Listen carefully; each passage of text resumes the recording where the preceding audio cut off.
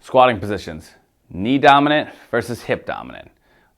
When do I use which and why? Well, it depends. If you're a CrossFitter, then you want to be upright for things like cleans, snatches, wall balls, thrusters, overhead squats. If you're an Olympic weightlifter, you probably want the same thing. If you're a powerlifter, it doesn't much matter to you, right? If you're upright, so you're probably going to use a little bit of mechanical advantage and different muscle groups, getting the adductors involved with a wider stance and a lower bar, and going into a hip dominant squat.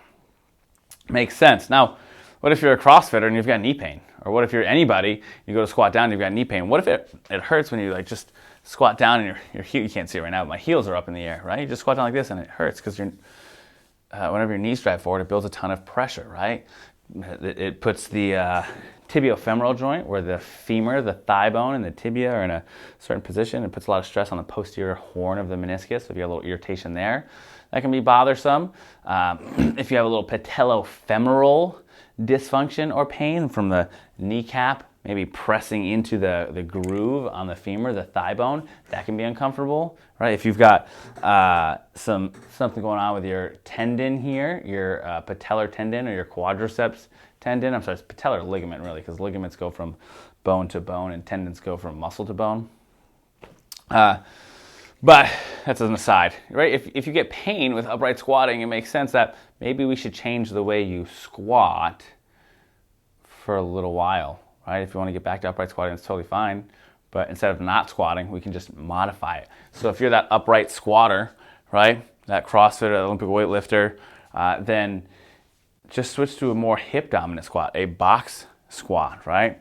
So if we're here, instead of letting everything go forward and staying upright, let the hip go back. Let that chest come forward. Go with a wide stance.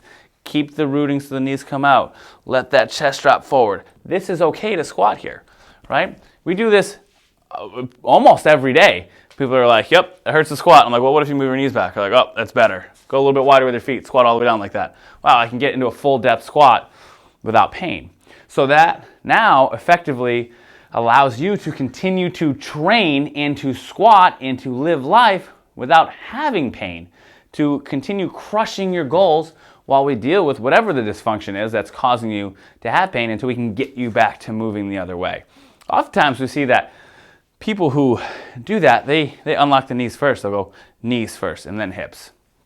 But we'll talk about that in another video.